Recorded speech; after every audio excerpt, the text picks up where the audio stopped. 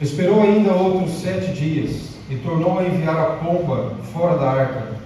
E a pomba voltou a ele à tarde, e eis arrancada uma folha de oliveira no seu bico. E conheceu Noé que as águas tinham minguado de sobre a terra.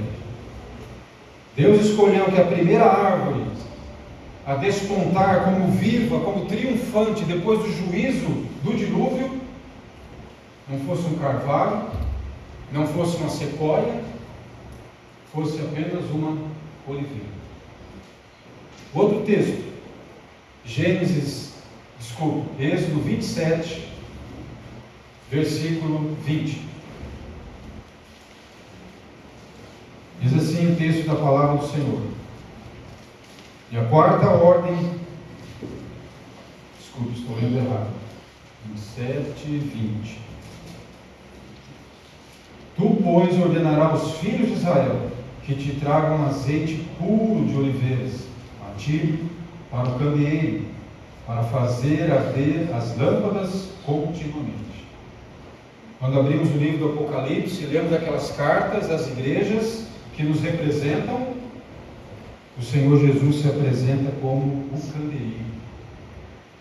E é o azeite da oliveira que precisa estar nas nossas lamparinas quando ouvimos o grito chegou o mundo. O outro texto, Romanos capítulo 11, de 17 a 36.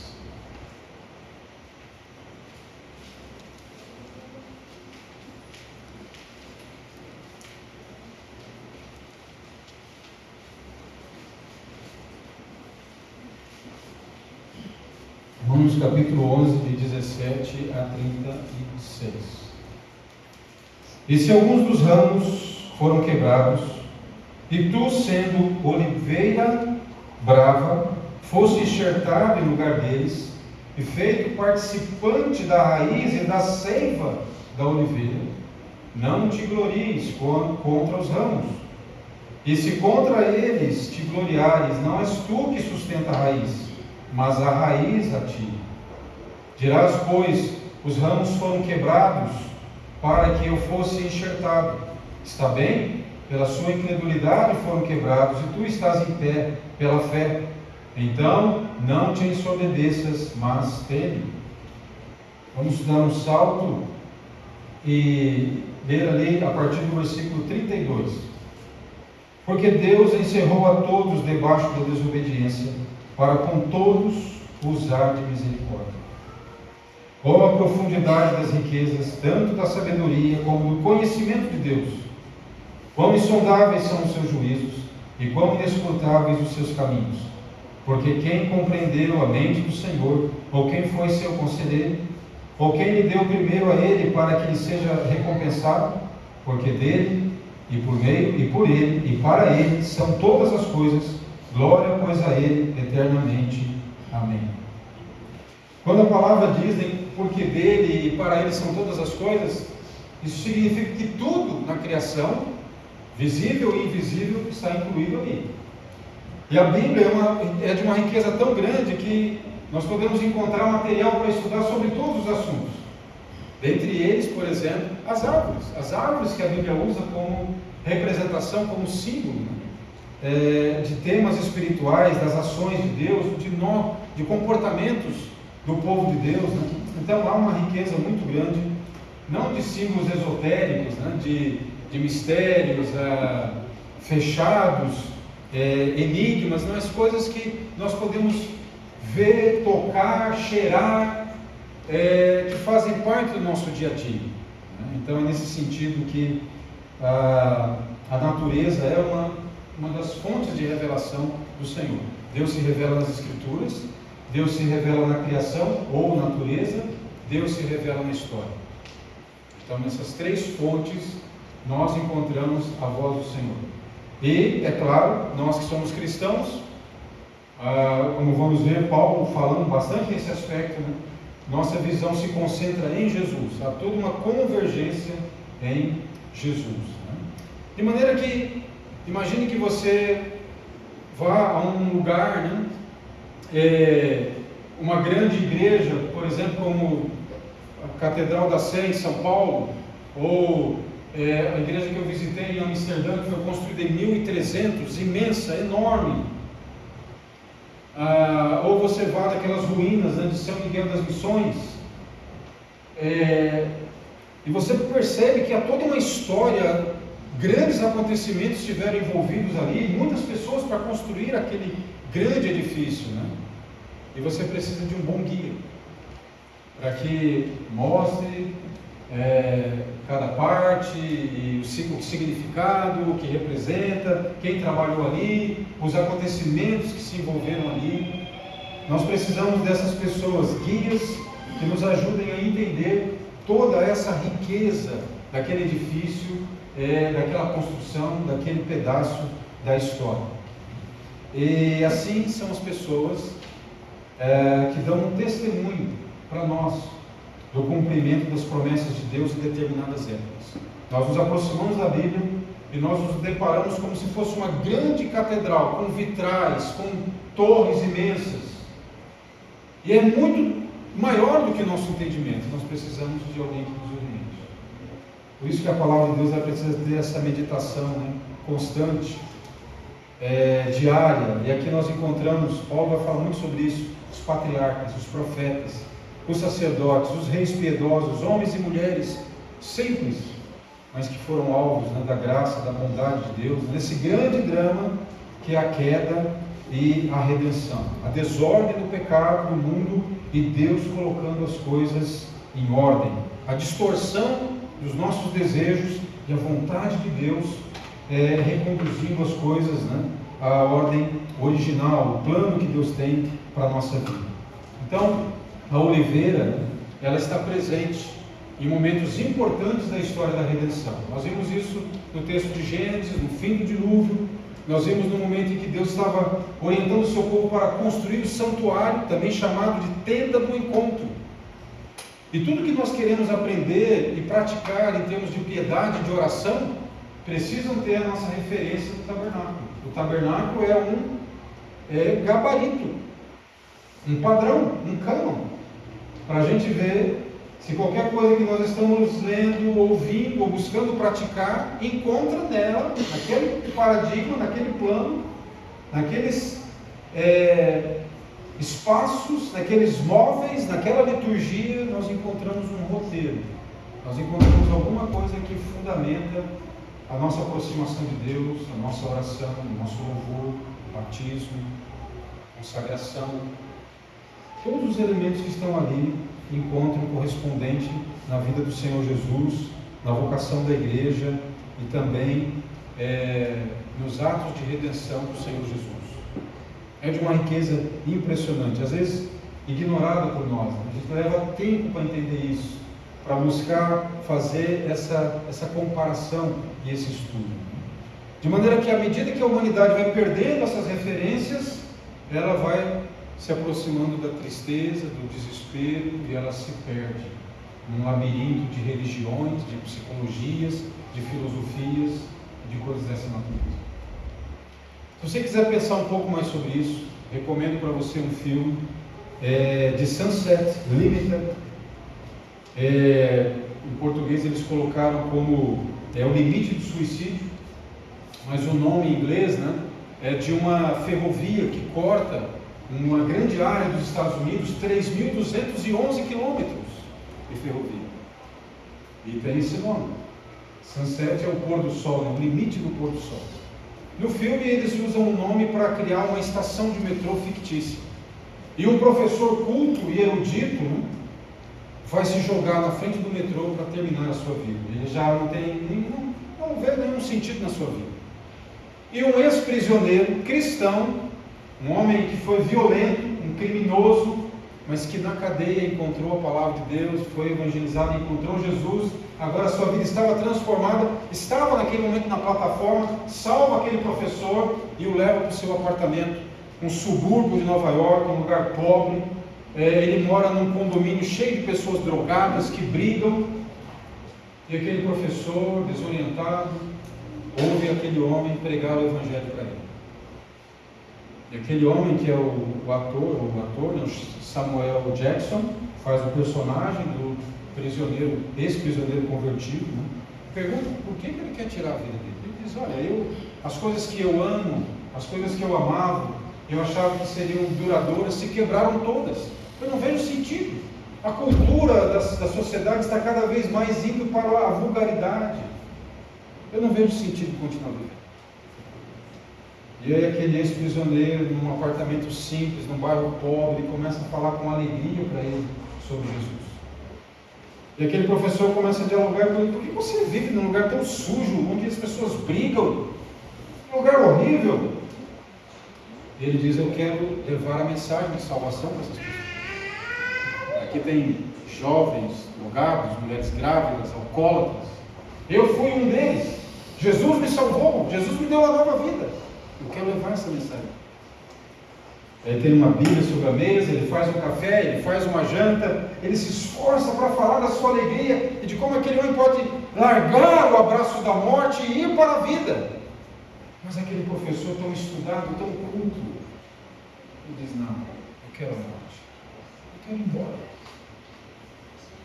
No final do filme é muito triste, o Samuel Jackson se afunda no sofá e ora e diz para Deus, Deus, por que tu não me desse as palavras para libertar aquele professor? É a angústia de quem quer evangelizar, de quem ora pela conversão do filho, quem ora pela mudança de vida de um parente, de uma pessoa com quem trabalha. É a angústia de ver que não depende de nós. Mas Deus nos chama para anunciar essa luz. Deus nos chama para semear a palavra. Porque aquele professor abre a porta, deixa aquele apartamento e vai embora. Mas a gente não sabe o que aconteceu depois. Nosso trabalho é anunciar a palavra do Senhor. Tem um poema de Francis Silvestrini que diz assim: um olhar superficial sobre a realidade poderia declarar a vitória dos violentos, dos destruidores, dos imperialistas. É verdade que são eles que impõem a continuidade de sua paixão na vida de todo o povo, nas feridas dos pobres, mas o olhar formado na escola do dom percebe que os poderosos desse mundo são, na verdade, profundamente fracassados, pois se afastam cada vez mais da fonte do mistério da permanência em nossa humanidade. A felicidade é o contrário da condição humana. Por isso que, para nós cristãos, é uma alegria muito grande poder dizer que, a partir do nascimento de Cristo, começou uma nova forma de recontar os anos, os séculos. 2025, ano da graça do Senhor Jesus Cristo. Cada vez mais vamos nos aproximando da esperança, da volta do Senhor Jesus. Se você tiver interesse em estudar na Bíblia com uma boa concordância ou uma chave bíblica no que está relacionado à oliveira, você vai encontrar ela sendo relacionada com a paz. Então, quando Noé, aflito, muitos e muitos dias, a criação de novo colocada debaixo das águas, ele solta uma pomba que foi escolhida pelo Espírito Santo também para a sua teofania. Ela retorna com um raminho de oliveira. Se você for olhar o símbolo oficial de Israel, é uma menorá, o candelabro de 7 braços que recebia o azeite puro, uma receita específica para o tabernáculo, e ficava aceso para representar a vocação de Israel. É o símbolo oficial de Israel, e ela é ladeada por 2 ramos de oliveira. No arco que está lá em Roma, o arco de Tito, no ano 70, quando Jerusalém é destruída e o templo é destruído, há ali um alto relevo de soldados romanos levando uma menorá nos seus ombros, festejando a destruição do templo. E em 1948, na organização do Estado de Israel, essa menorá foi escolhida para representar o recomeço de Israel. E os raminhos de oliveira, a esperança de que Deus ia abençoá-los. Então, a paz é também símbolo de sabedoria, é símbolo de resistência. Veja lá o Salmo 52:8, Davi diz: mas eu sou como a oliveira verde na casa de Deus. A oliveira retorcida, feia, mas que vive muitos anos e oferece o seu azeite, né, tão precioso para a refeição, para a iluminação daquela época, para a consagração, para o culto ao Senhor, representa a aliança e as promessas. Salmo 128, 3: A tua mulher será como uma videira frutífera no interior da tua casa, e os teus filhos como plantas de oliveira ao redor da tua mesa. A oliveira como símbolo de fertilidade, de honra, de dignidade, de uma família próspera. Também a oliveira é símbolo de unção e de consagração. Êxodo 30, 24. E de canela aromática, meia libra de cada um, e da oliveira, azeite de oliveira. É a receita para o azeite do menorá, lá no tabernáculo. Mas certamente, meus irmãos, para nós cristãos, é muito preciosa a comparação, a referência que Paulo usa para nos explicar como nós chegamos a fazer parte do povo de Deus. Nós que somos gentios, nós que somos pecadores, nós que estávamos longe das promessas, do pacto, da aliança, como nós chegamos a fazer parte da aliança do povo de Deus? Então, em Romanos capítulo 11, que lemos, Paulo vai explicar: nós fomos enxertados na oliveira verdadeira. Então, os judeus, se alguém puder pegar um copinho de água, eu agradeço, esqueci de colocar aqui. Vocês sabem que a partir de um determinado momento, principalmente na época de Jesus, os judeus tinham muito orgulho da sua raça, da sua herança genética, da sua etnia. E eles acabavam se convencendo que eles eram melhores que todos os povos. Embora os profetas dissessem: não foi por vocês, por virtude de vocês que eu os escolhi, mas pelo meu nome, pelo meu amor. E o profeta Isaías deixa claro que a eleição de Israel foi em função de alcançar as nações. Há muitos salmos falando e convidando as nações para celebrar. Isaías vai dizer claramente que Israel foi uma vitrine para poder anunciar o monoteísmo, para poder anunciar a promessa da vinda do Messias, que nós celebramos no primeiro advento. Mas eles se desviaram, e em vez de olhar para fora, embora Deus desse exemplos, como Naamã, como Raabe, o sangue do cordeiro que protegeu as famílias do anjo da morte na última noite do Egito, estava representado no cordão vermelho que Raabe amarrou na sua janela, e que fez com que ela não fosse destruída no muro quando Jericó foi atacado. Há muitos exemplos. A própria genealogia de Jesus vai dar esse testemunho, de trazer ali na lista dos parentes de Jesus Ruth, Raabe. Então, o povo de Israel perdeu o sentido da sua vocação, e lá em Romanos capítulo 11, Paulo diz: pois Deus agora quebrou esses ramos e vai enxertar os gentios. Ele mesmo, Paulo, vai ser chamado o apóstolo dos gentios. Por isso que a oliveira traz esse símbolo também de esperança e renovação. Zacarias vai nos dizer isso. Então voltou a falar comigo: esta é a palavra do Senhor para Zorobabel, não por força, nem por violência, mas pelo meu espírito. E depois à frente, Zacarias vai falar da visão das oliveiras. Ela também é um símbolo, de juízo, exatamente como Paulo diz. Jeremias 11, 16 e 17.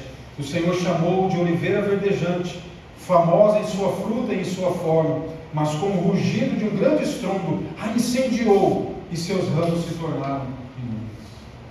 Então Deus faria o juízo sobre a oliveira que era Israel, mas não a abandonaria, porque Paulo vai dizer: depois de nos enxertar, nós, oliveira brava, colocado agora nele, Cristo, que é a oliveira verdadeira, a raiz de onde veio a vocação de Israel, Paulo diz: chegará o momento em que Deus vai despertar também os judeus, mas agora com o testemunho dos gentios. São os gentios que estão evangelizando os judeus agora, e nós temos vários testemunhos de ministérios que Deus tem abençoado, de judeus e outro filho de Abraão também vindo à conversão, os ismaelitas, os árabes, os muçulmanos. O Francis compartilhou uma mensagem com o Rafael sobre um desses que se interessou em conhecer a Bíblia e foi juntamente com ele para o culto, voluntariamente.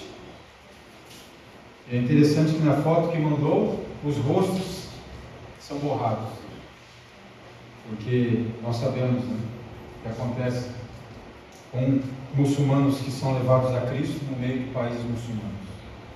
Mas é essa fidelidade de Deus representada no raminho que a pomba de Noé trouxe e na mensagem dos profetas, né, que nós vamos vendo esse trabalhar de Deus na sua graça e na sua misericórdia. Isso é parte do Natal, isso é parte do anúncio do Advento, de que Jesus não veio exclusivamente para uma etnia, mas veio para cumprir a promessa a Abraão: em ti serão benditas todas as famílias da terra. É assim que nós chegamos na representação mais tocante da parousia, né, da volta, da chegada, da presença do Senhor Jesus, o jardim do Getsemane. E o que significa essa palavra Getsemane que nós lembramos com tanto carinho na Páscoa? Prensa das azeitonas. O lugar onde elas são prensadas era ali. E o azeite tão precioso, né? Aquelas primeiras levas, né? Vocês têm documentários aí que podem assistir no YouTube, em qualquer lugar, mostra aquele trabalho tão rústico, mas tão belo. As primeiras era um azeite mais puro. Depois lá no finalzinho já era um azeite mais com cascas, já não era tão puro assim, mas a primeira. E ali também no jardim do Getsemane, o nosso Senhor Jesus, ele foi moído. Ele foi moído pelo nosso pecado, o juízo de Deus, a sua oração, o seu suor de sangue, o preço da sua intercessão, do seu sacrifício por nós. Ele se colocou no nosso lugar. Nos reporta para o jardim da queda. Como seria, meus irmãos e irmãs, a vida de Adão, que viveu 930 anos?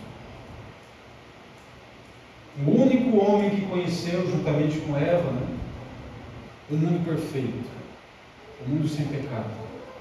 E depois da sua escolha, começou a ver esse mundo se destruindo.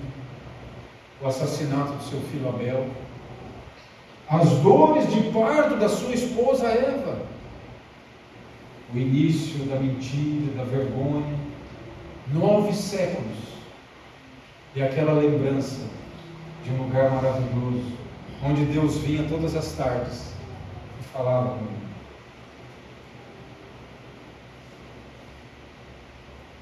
A saudade da voz, da presença.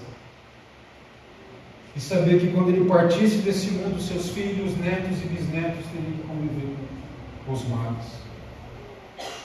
Mas agora está Jesus ali no Getsemane, sofrendo, e graças a Ele, a sua graça, a sua misericórdia, Ele está estabelecendo a nova aliança. Ele diz: Pai, eu vou tomar esse cálice. E ele bebe gota a gota. E ali está o azeite puro que não se apaga. A cruz, de todas as maneiras, as zombarias, o desprezo, a morte, a violência de Roma, e aquela lamparina acesa, brilhando, não se desgastando em momento algum. Ele estava cultivando, mostrando para nós a força da sua vida, a força do amor de Deus por nós naquela cruz. Essa fé que nós professamos, ela está toda baseada no ato voluntário de Deus de nos tirar da oliveira brava, né, do campo, da vida silvestre, da vida comum, das sarças, e nos trazer para esta oliveira eterna, maravilhosa, pura, e nos colocar ali. Não podia ser feito naturalmente. Nós não poderíamos fazer essa cirurgia, mas o agricultor, que é o Pai, fez isso e nos colocou ali. Os nossos irmãos reformados, quando falam da fé, essa fé em Cristo que o Espírito Santo gera em nosso coração. Eles explicavam essa fé com 3 partes, né? Em latim, notícia, a mensagem, o anúncio, assensus, a concordância, a aceitação dessa mensagem, e o elemento importantíssimo dessa fé, confiança, a fidúcia. Eles diziam, às vezes tem pessoas que têm as 2 primeiras partes, elas ouvem a mensagem, elas também até compreendem a lógica da mensagem, elas não entendem, faz até sentido, mas no fundo elas não têm confiança. E quem pode dar a confiança é só o Espírito Santo. É Ele que gera em nós a certeza de que nós estamos lidando com realidades. Nós sentimos a nossa decadência, nós sentimos a nossa condição.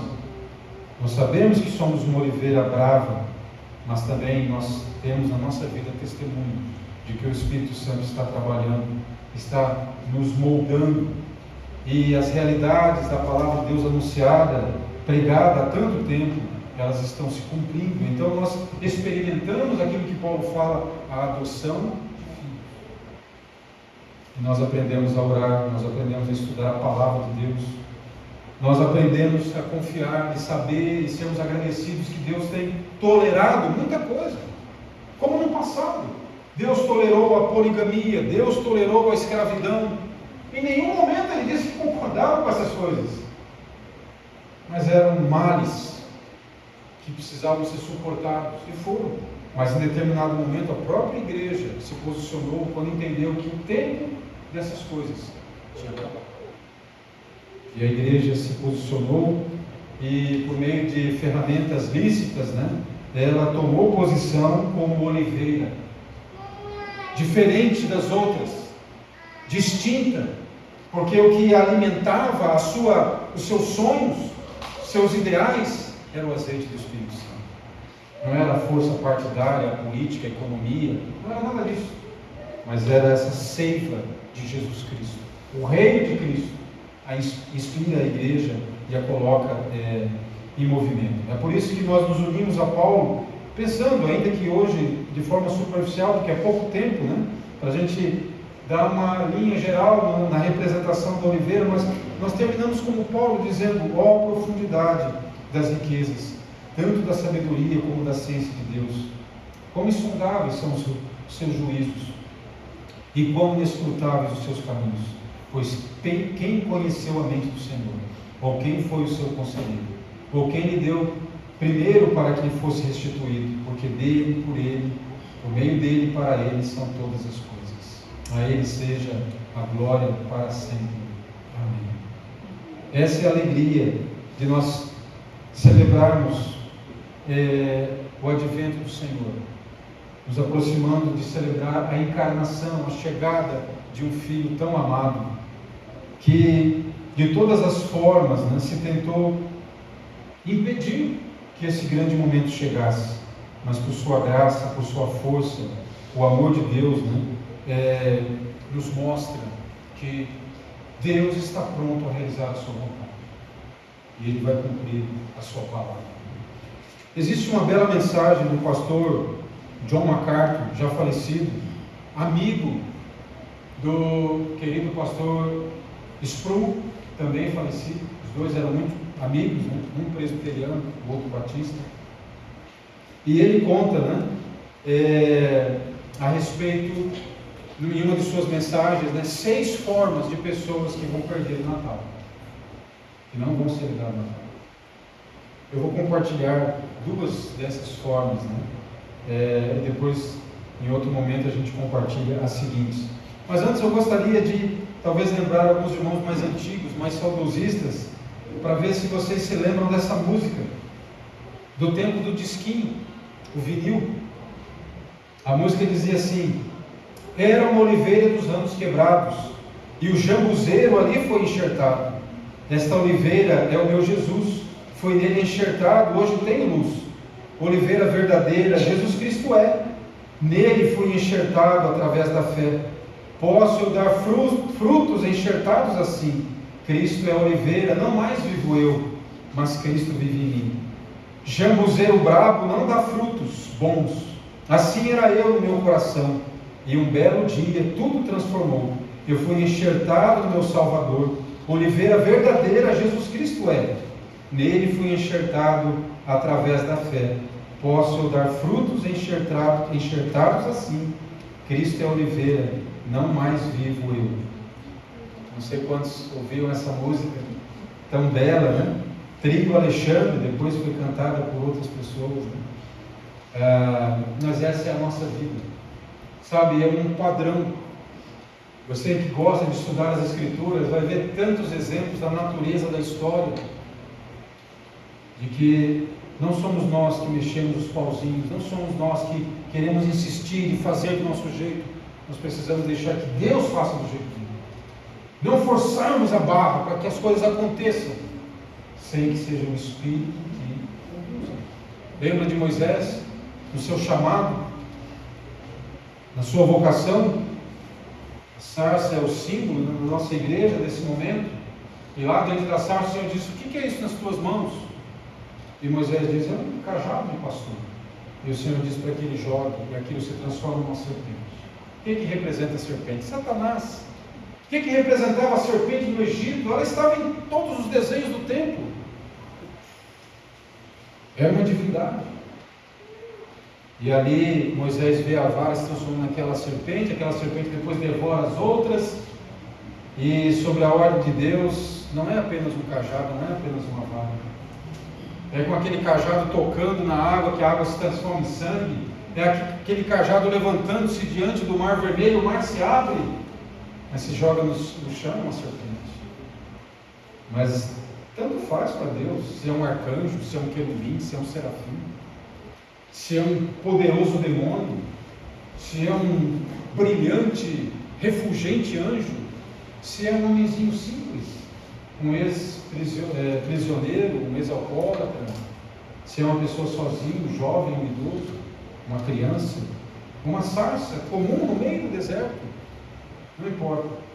O que importa é que esteja nas mãos de Deus, a serviço do Senhor, que Deus vai realizar a sua vontade. Deus vai fazer o seu plano e vai cumprir, porque tudo é feito por Ele, por meio dele, o nosso Senhor Jesus Cristo. Deus, na sua graça e misericórdia, nos ajude a cantar como esses queridos cantavam, de forma tão singela.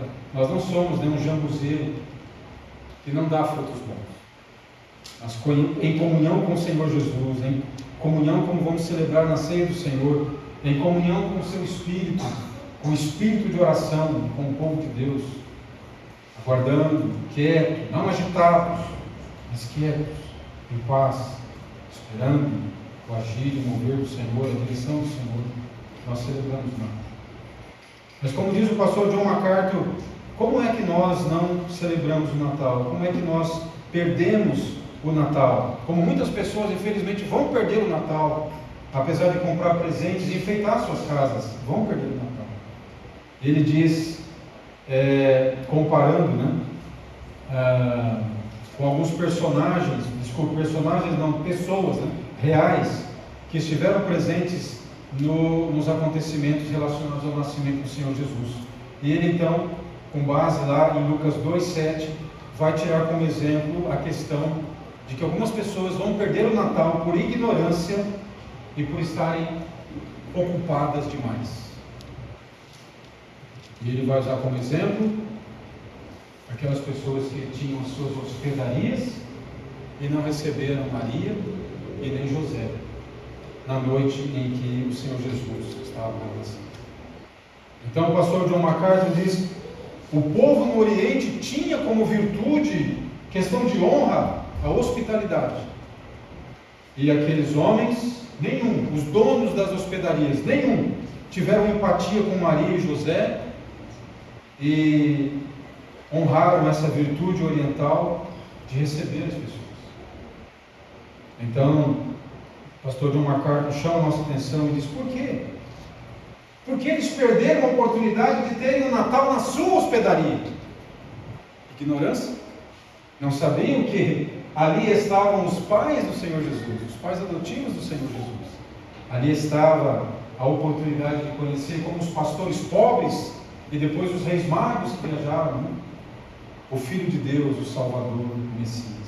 Mas também, John MacArthur diz, eles estavam tão ocupados em aproveitar que a cidade estava cheia para o censo, que eles poderiam ganhar mais dinheiro, então cobrar a diária maior, como aconteceu aqui no Brasil, né? Aquela conferência lá no Pará, os preços dos hotéis triplicaram, a ponto de as pessoas reclamarem para o governo brasileiro e dizer assim: olha, não dá, aumentou demais, vamos mudar, não vai realizar mais aí. Precisou conversar com aquelas pessoas dos hotéis e das casas para eles baixarem. Então o pastor John MacArthur chama a nossa atenção: os homens daquelas hospedarias estavam certamente pensando em ganhar muito dinheiro, porque tinha muita gente em Jerusalém. Então eles estavam ocupados demais com as coisas materiais, e por isso perderam o Natal. É diferente hoje. Antigamente, quando se começava a enfeitar as lojas e as casas para o Natal? Hoje, cada vez mais cedo. Por quê? Vendas. E muitas pessoas também entram nessa caracterização.